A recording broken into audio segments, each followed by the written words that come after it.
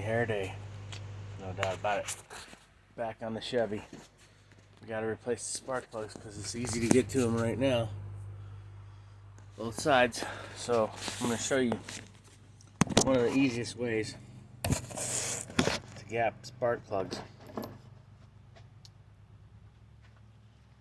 and how to check for them. This little tool works pretty good from AutoZone. You can see it's supposed to be 40 thousandths, and right there it bottoms out. You can feel it drag off, and you're right there at 40 thousandths. I like to do a little bit more clean. A lot of people don't know what this tool is. This tool right here is for setting the gap. You stick it in here like this, and then you can pry up and down. If you get it in there the right way. Sometimes the smaller end is better. And then you got to be careful you don't hit that center porcelain electrode. And then you can bend it, the gap, and close the gap that way and open it this way when you push down on it. And some people don't know what these things are for. That's for your spark plug gap. It says right on there, millimeters on one side, standard inches in the other side, 30 thousandths, 34 thousandths, 35, 40 thousandths. We're looking at 40 thousandths for the Chevy 2013. 40 thousandths, that's a 40 thousandth piece of wire. So it's pretty much, it goes in, slides out. You can feel a little resistance right there when you do it. And it's perfect, you can tell. So that's how you gap your plugs. If you didn't know much about these feeler gauges, the brass ones are for doing electronics that are magnetic, like points on coils and things like that. This is one set of gauges that I have. As you can see, these just slide in and out. So sometimes it's difficult.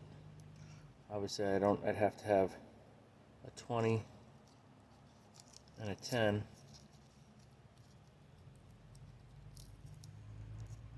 A 20 and 20 to make 40, which obviously I don't have that on this. So that's why I used this one over here, because it's 40 thousandths. You can double them up.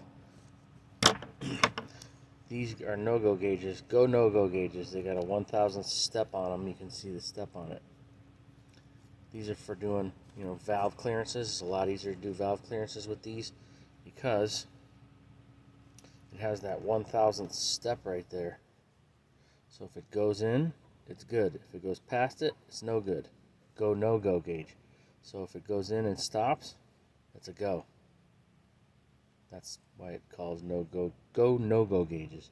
I got these at Advanced Auto Parts CarQuest, which has now been taken over by Advanced Auto Parts.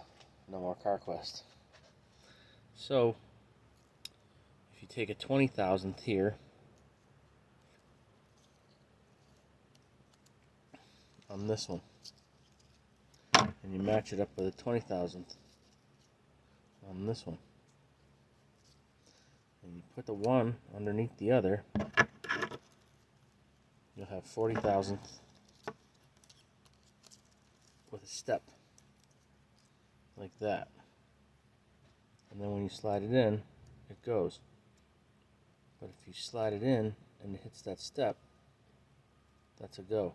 If it goes past it, it goes past it. If you shove it, we're pretty close, so that's pretty good. That's how you would use those. It's not as accurate when you stack them, but it works, and that's the example. Thanks for visiting. That's how you set your spark plug gauge, your spark plug gaps with those gauges. And like I said, this one I've had forever from AutoZone. You can get one there. I think they're free. I've had it forever. I got a couple. I got one on my keychain.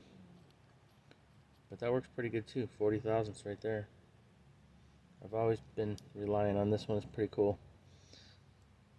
I like it. Thanks for visiting. See ya. Back on the Chevy.